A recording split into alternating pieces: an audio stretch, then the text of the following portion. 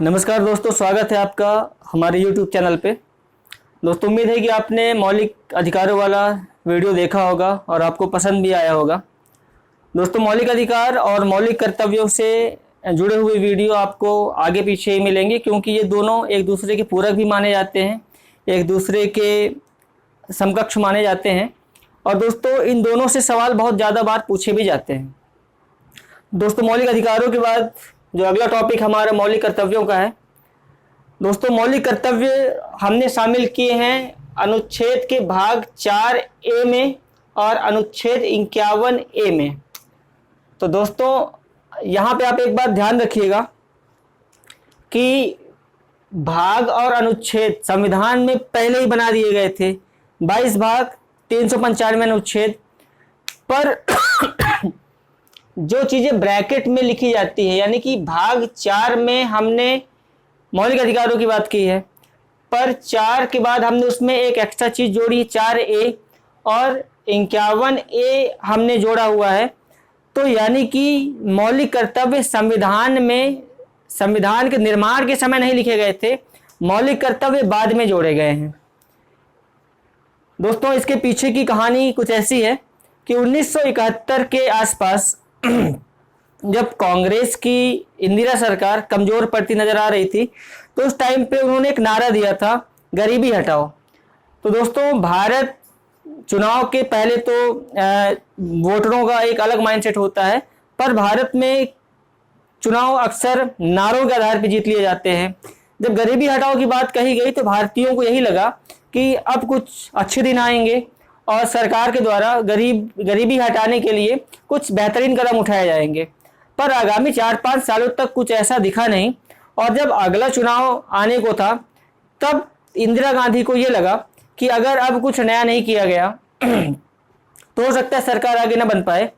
तो 1976 में इंदिरा जी ने अपने एक सलाहकार सरदार स्वर्ण सिंह को एक जिम्मेदारी दी कि आप बाहर जाएं, विदेश जाएं और देखें कि बाहर क्या नया चल रहा है, क्या नई चीज़ है, उसको हम अपने यहाँ पे शामिल करेंगे तो हो सकता है जनता या आवाम का एक मूड चेंज हो और चुनाव जीतने में सहयोग मिले।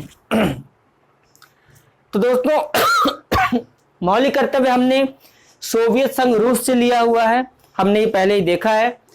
और जब मौलिक कर्तव्य बनाया जा रहा था दोस्तों, तब केवल 10 मौलिक कर्तव्य शामिल थे।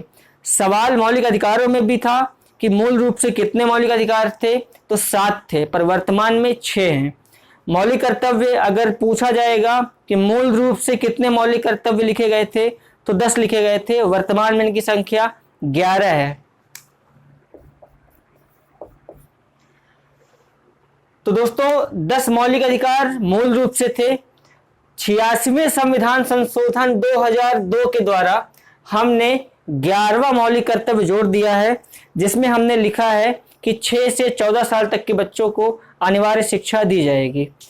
तो ये आपका 11वां मौलिक कर्तव्य हो जाएगा।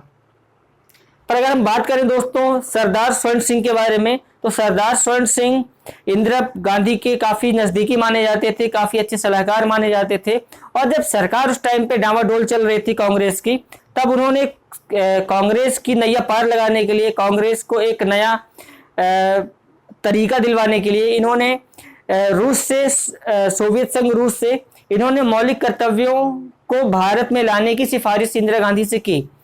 तो मौलिक कर्तव्यों को जब संविधान लिखा जा रहा था तब नहीं लिखा गया था, मौलिक कर्तव्यों को हमने बाद में 1976 में जोड़ा है।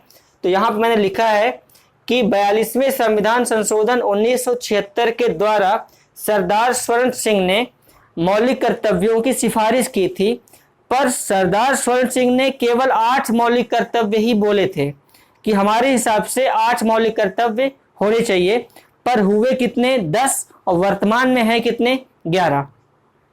तो दोस्तों, मौलिक कर्तव्य जो 11 हैं वो आपके सामने लिखे हुए हैं। मैं बारी बारी से इनको बताऊंगा, पर उसके पहले मैं ये बता दूं कि मौलिक कर्तव्य होते क्या हैं। दोस्तों, मौलिक कर्तव्य और मौलिक अधिकार एक दूसरे के पूरक होते हैं। अगर आपको किसी बात का अधिकार दिया गया है तो उसके पीछे पीछे कुछ कर्तव्य भी आपके बन जाते हैं। दोस्तों जैसे एग्जाम्पल के लिए कि जैसे आप अगर टैक्स देते हैं तो जो स्ट्रीट लाइट लगी है तो स्ट्रीट लाइट जलवाने का या कि उसका उपयोग करने का आपका मौलिक अधिकार है। आप बोल सकते हैं सरकार को कि हमने टैक्स दिया है तो ये लाइट जलनी चाहिए, तो आप अपने अधिकारों का प्रयोग तो कर रहे हैं, पर वो लाइट कोई और तोड़े ना, या कि आपके द्वारा वो लाइट खराब ना हो, कोई पत्थर ना मारे, बराबर सुबह उसको बंद किया जाए, शाम को चालू किया जाए, तो उसके रख रखाव या उसके सुरक्षा से जुड़े हुए जो बातें होंगी उसको पालन करना आपका कर्तव्य होगा।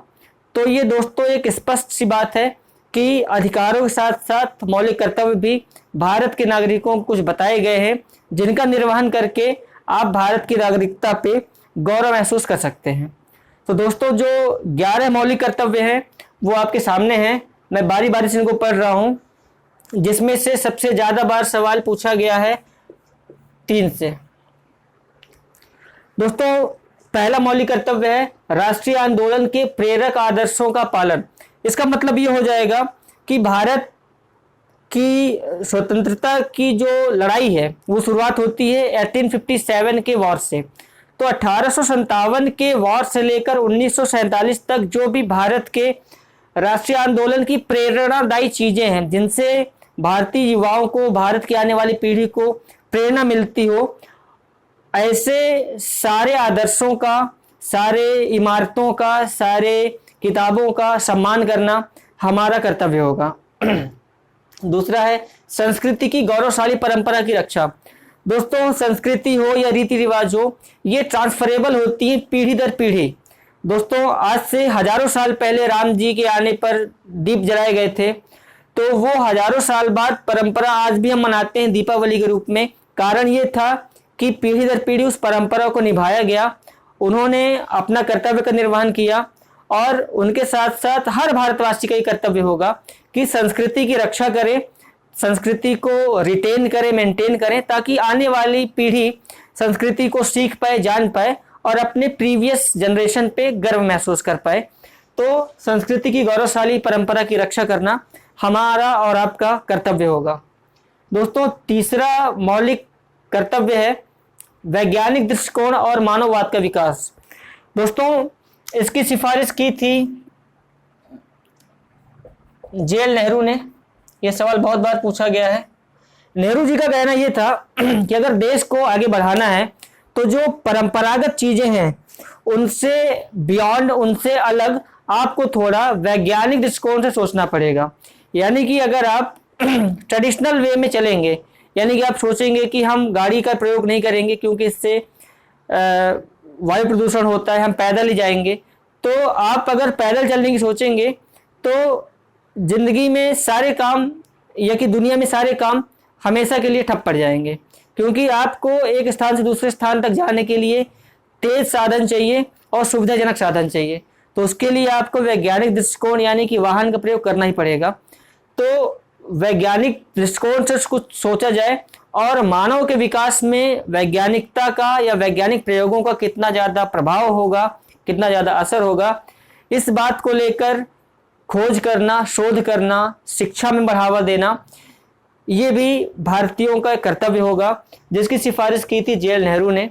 और ये सवाल आपके प्रीवियस ईयर के सवालों में, पेपर में बहुत बार पूछा गया है। चौथा मौलिक कर्तव्य दोस्तों व्यक्तिगत और सामूहिक उत्कर्ष का प्रयास। दोस्तों भारत के जो भी 135 करोड़ नागरिक हैं उनका ये कर्तव्य होगा कि वो अपने विकास के लिए हर संभव प्रयास करें, वो चाहे शैक्षणिक विकास हो, मानसिक विकास हो, शारीरिक विकास हो, हर प्रकार के विकास की वो प्रयास करे। और जब वो अपना विकास कर ले और अगर वो सक्षम है, कैपेबल है, तो वो दूसरे के विकास की भी बातें करे, दूसरे के विकास में भी कार्य करे, सहयोग प्रदान करे। ये हर भारतीय का कर्तव्य होगा। दोस्तों पांचवी बातें लिखी गई है मौलिक कर्तव्य में, समरसता और बंधुत्व की भावना का विकास। दोस्तों भारत अनेकता में एकता वाला देश है। भारत में 650 जिले, 35 के आसपास राज्य, 135 करोड़ की आबादी, दुनिया के हर धर्म के लोग यहाँ पर है। अलग जाति, अलग भाषा, अलग बोली, अलग संप्रदाय, अलग त्योहार, अलग प्रदेश के लोग यहाँ पर रह रहे हैं, तो 135 करोड़ की आबादी वाला देश एक भूखंड में रह रहा है और बिना किसी विवाद के। तो दोस्तों ये बहुत बड़ी बात होती है और भारत की संविधान और भारत की खूबी ही कही जाती है कि अनेकता में एकता भारत की पूरी दुनिया में ग्लोबल पहचान दिलवाती है। तो जो भारत में बंधुत्व की, ब्रदरहुड की भावना है, यानी कि अगर किसी मुसलमान का जनाजा जा रहा है तो हम अपने दुर्गा पूजा की जो कलश यात्रा है उसको हम किनारे कर ले, क्योंकि एक ब्रदरहुड की भावना दिखाएगी कि क्योंकि उनका जाना ज़्यादा जरूरी है, हमारी मूर्ति विसर्जन बाद में भी हो जाएगा। तो जो समाज में अलग धर्मों, अलग जाति, अलग संप्रदायों के बीच एक ब्रदरहुड की भावना है, उसको बढ़ाने में हमें सहयोग देना चाहिए। इसके लिए हमें किसी सरकार का या किसी योजना का इंतजार नहीं करना चाहिए, ये भी आपका एक कर्तव्य होगा। छठवां दोस्तों जो मौलिक कर्तव्य है वो है 6 से 14 साल तक के बच्चों को प्राथमिक शिक्षा प्रदान करना। दोस्तों ये वाला मौलिक अधिकार हमने बाद में जोड़ा है, संशोधन के माध्यम से जोड़ा है, यानी कि मूल रूप से 10 कर्तव्य बताए गए थे, पर जो 11वां कर्तव्य होगा वो 86वें संविधान संशोधन 2002 के द्वारा जोड़ा गया है और वो यही वाला है, यानी कि 6 से 14 साल तक के बच्चों को अनिवार्य शिक्षा दिलवाना हर भारतीयों का कर्तव्य होगा। दोस्तों 7वां मौलिक कर्तव्य है संविधान, आप हमारे देश के प्रसिद्ध संस्थान, राष्ट्रध्वज, राष्ट्रगान या फेमस संस्थाओं का सम्मान करना। Lal Qila, India gate, Jama Masjid, Taj Mahal, gateway of India, जनगण मन, वंदे मातरम, आपका जो तिरंगा है, हमारा जो भारतीय संविधान है, इन सब का सम्मान करना और अगर कोई इनका तिरस्कार कर रहा है तो उसको सलाह देना, उचित राय देना, उचित मार्ग दिखाना भी हमारा मौलिक कर्तव्य होगा। दोस्तों 8वां है संप्रभुता, एकता और अखंडता की रक्षा। दोस्तों भारतीय होने के नाते, 135 करोड़ की आवाम में शामिल होने के नाते हर भारतीय का कर्तव्य होगा कि हमारे द्वारा कुछ ऐसा कार्य ना कर दिया जाए जिससे जो समाज और देश की एकता है वो खंडित हो।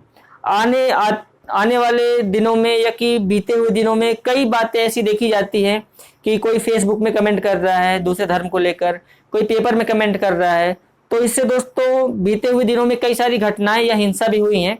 तो ये हमारा कर्तव्य नहीं है, हमारा कर्तव्य यही है कि हम अपने हिसाब से या अपने तरीके से जितना संभव हो सके उतना हम देश की एकता और अखंडता को बनाने का प्रयास करें, ये हर भारतीय का कर्तव्य होगा। 9वां कर्तव्य है दोस्तों देश की सेवा में लगातार तत्पर रहना। दोस्तों देश की जो सेना है वो पूरी दुनिया के टॉप 5 सेना में गिनी जाती है, बहुत ताकतवर सेना में गिनी जाती है। तो हमने सेना को ये मान लिया है कि इनका काम ही है देश के लिए शहीद होना, क्योंकि उसके लिए सैलरी ले रहे हैं। तो दोस्तों ये भावना निकाल देनी चाहिए, क्योंकि जो संविधान निर्माता थे या कि जो विद्वान लोग हैं उनका ये कहना है कि केवल थल सेना, जल सेना या वायु सेना का कर्तव्य नहीं है कि वो पैसे ले रहे हैं तो वो देश के लिए जान दें। देश के अंदर भी अगर कोई समस्या होती है तो हर भारतीय का ये कर्तव्य होगा कि वो देश की रक्षा में अपना योगदान दें, वो सेना में भर्ती होने का वेट न करें। जो भी लोकल एरिया में समस्या हो रही है आप सामने आकर उसका समाधान कर सकते हैं, ये आपका कर्तव्य होगा। दोस्तों 10वां मौलिक कर्तव्य है पर्यावरण व प्राणियों के प्रति दया भाव। दोस्तों पर्यावरण वर्तमान का और भविष्य का बहुत बड़ा मुद्दा है, बहुत बड़ा मसला है, पूरी दुनिया परेशान है ग्लोबल वार्मिंग से। तो भारतीय संविधान ने मौलिक कर्तव्यों में इस बात को शामिल करते हुए दूरदर्शिता का और फ्यूचरिस्टिक होने का बहुत बड़ा एग्जाम्पल दिया है कि जो जिस बात को लेकर पूरी दुनिया परेशान है उस बात को हमने अपने संविधान में ही शामिल कर लिया है। तो पर्यावरण से जुड़ी हुई चीज़ें, पेड़ पौधे, नदियाँ और जो मानव पे आश्रित या पर्यावरण पे आश्रित जो छोटे मोटे जीव जंतु हैं उनकी रक्षा भी करना हमारा कर्तव्य होगा। तो बहुत छोटा सा एग्जाम्पल मैं देना चाहूँगा। हम जब च्युइंगम खाते हैं तो च्युइंगम हम खाकर ऐसे खुले में फेंक देते हैं, घर से बाहर फेंक देते हैं। तो जो पक्षी होते हैं, छोटे छोटे जो पक्षी चिड़िया होती है, वो च्युइंगम को खाती है क्योंकि उनको नहीं पता होता कि ये नुकसानदायक है। तो उनको जैसे ही खाते हैं तो उनके सांस नली में या कि उनके भोजन नली में वो च्युइंगम जाम हो जाता है, तो जिससे उनकी डेथ हो जाती है। हम दोस्तों ब्लेड यूज़ करने के बाद खुले में फेंक देते हैं तो जानवर उसको खा लेते हैं, पॉलीथीन जानवर खा लेते हैं। तो दोस्तों जानवर तो मूक है, अनजान है, पर हम होशियार हैं। तो ये हमारा कर्तव्य होगा कि हम प्राणियों के प्रति भी दया भाव दिखाएं और पर्यावरण को हरा भरा बनाने में पूरा सहयोग दें। दोस्तों 11वां और अंतिम मौलिक कर्तव्य होगा सार्वजनिक संपत्ति की सुरक्षा और हिंसा का त्याग। दोस्तों हमारे यहाँ पर एक भावना ऐसी है कि सार्वजनिक संपत्ति हमारी अपनी संपत्ति है। तो दोस्तों वो हमारी संपत्ति तो है ही, साथ ही साथ जो उस लाइन को पढ़ रहा है वो सबकी संपत्ति है। तो अगर आप टैक्स पे कर रहे हैं तो इसका मतलब ये नहीं है कि आप जाके रोड उखाड़ दें या कि बल्ब तोड़ दें या कि ट्रेन की सीट खोल दें, पंखा खोल दें। तो क्योंकि सार्वजनिक संपत्ति आपकी तो है ही, वो 135 करोड़ भारतीयों की भी है। तो सार्वजनिक संपत्ति यानी कि सरकारी संपत्ति की रक्षा करना आपका कर्तव्य है। अगर उसको कोई नुकसान पहुंचा रहा है तो आप उसको रोक सकते हैं, ये भी आपका कर्तव्य है। और अगर किसी भी प्रकार की हिंसा की भावना भड़क रही है तो आप उसमें रोकने में उसको सहयोग दें, ये आपका मौलिक कर्तव्य होगा। दोस्तों मौलिक कर्तव्य काफ़ी छोटा सा टॉपिक है और इससे सवाल पूछे भी जाते हैं। ये जो सारे फैक्ट हैं आप इन्हें ज़रूर पढ़ लीजिएगा, इन्हें आप याद कर लीजिएगा। बाकी इन्हें अगर आप एक बार पढ़ लेंगे तो ये आपको बेहतर समझ में आ जाएंगे। तो दोस्तों उम्मीद है कि आज का ये जो वीडियो है मौलिक कर्तव्यों वाला वो आपको समझ में आया होगा। तो दोस्तों अगर बातें हमारी समझ में आई होंगी तो आप वीडियो को पूरा देखें, लाइक करें, शेयर करें, सब्सक्राइब करें और अपने दोस्तों को भी बोलें कि एक ग्राउंड लेवल से चीज़ों को सिखाया जा रहा है और उन चीज़ों को विशेष ध्यान दिया जा रहा है जो चीज़ें एग्ज़ाम में बार बार पूछे जा रहे हैं या पूछे जाएंगे। तो आप उन्हें हमारा वीडियो देखने की सलाह दे सकते हैं। तो दोस्तों मिलते हैं अपने अगले वीडियो में। बहुत धन्यवाद।